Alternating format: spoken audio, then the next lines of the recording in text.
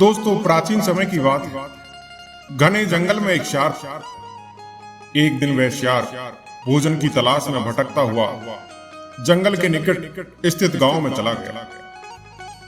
अब गांव की गलियों में घूमते हुए उसे कुछ कुत्तों ने देख लिया तो सारे कुत्ते उस शेर पर टूट पड़े। किसी तरह जान बचाकर शेर वहां से भागा और एक मकान में घुस गया। वह मकान एक धोबी का था। मकान के एक कोने में बड़ा सा ड्रम रखा हुआ था। वह शेर उन कुत्तों से अपनी जान बचाकर उस ड्रम में छुप कर बैठ गया। रात भर वह उसी ड्रम में छुपा रहा और सुबह होने तक कुत्ते वहां से जा चुके थे। तो शेर भी ड्रम से निकलकर जंगल की ओर निकल गया। अब उसे बड़े जोरों की प्यास लगी थी। वह पानी पीने नदी के किनारे गया तो पानी में अपनी परछाई देखकर चौंक गया, क्योंकि उसका रंग नीला हो चुका था। रात में वह जिस ड्रम में बैठकर छुपकर बैठा था, उसमें धोबी ने नील घोला हुआ था।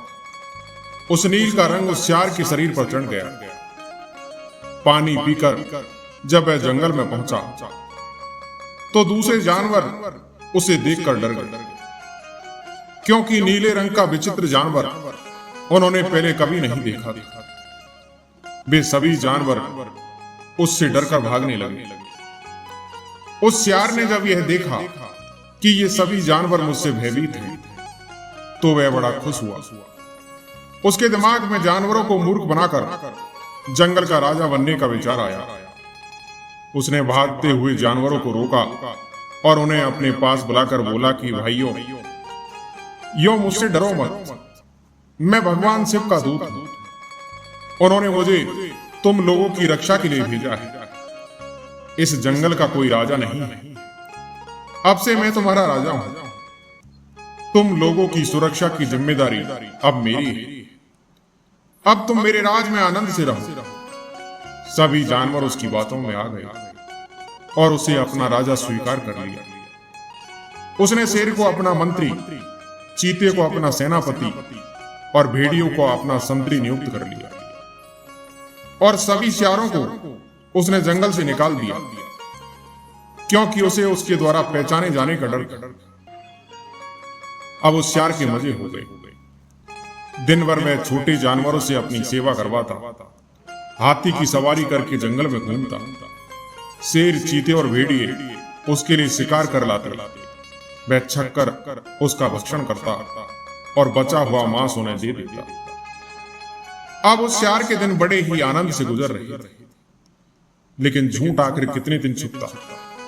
एक ना एक दिन असलियत बाहर आनी ही थी। एक दिन सुबह सुबह वह शेर सोकर उठा तो उसे अचानक कहीं दूर से शेरों की हुआ की आवाज सुनाई पड़ी। अब वह था तो आखिर शेर ही।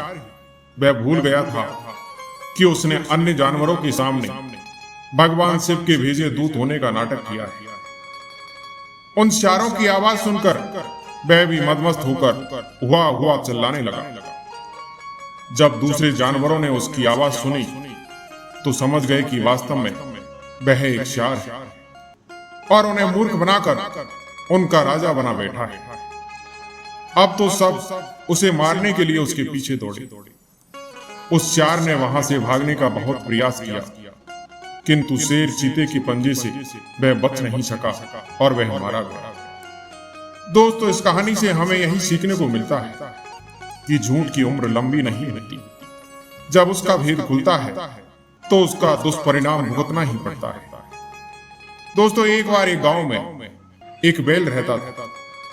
एक दिन वह घूमता घूमता जंगल में जा पहुंचा और आते समय वह गांव का रास्ता भूल गया। वह चलता हुआ एक तालाब के पास पहुंचा, जहां पर उसने पानी पिया और वहां की हरी हरी घास खाई, जिसको खाकर वह बहुत खुश हुआ और ऊपर मुंह करके चिल्लाने लगा। उसी समय जंगल का राजा शेर तालाब की ओर पानी पीने जा रहा था। जब शेर ने बैल की भयानक आवाज सुनी तो उसने सोचा कि जरूर जंगल में कोई खतरनाक जानवर आ गया है। इसलिए शेर बिना पानी पिए ही अपनी गुफा की तरफ भागने लगा। अब शेर को इस तरह डरकर भागते हुए दो सियारों ने उसे देख लिया। उन दोनों सियार उस शेर के मंत्री बनना चाहते थे। उन्होंने सोचा कि यही सही समय है शेर का भरोसा जीतने का। दोनों सियार शेर की गुफा में पहुंच गए और बोले, हमने आपको डरकर गुफा की ओर आते हुए देखा। आप जिस आवाज से डर रहे थे वह आवाज एक बैल की थी। यदि आप चाहें तो हम आपको लेकर आपके पास आ सकते हैं। शेर ने कहा कि ठीक है, अगर वह बैल की आवाज है तो उसे पकड़कर मेरे पास ले आओ। शेर की आज्ञा से दोनों सियार गए और बैल को अपने साथ लेकर आ गए और शेर से मिलाया। कुछ समय बाद शेर और बैल बहुत ही अच्छे मित्र बन गए। शेर ने बैल को अपना सलाहकार रख लिया।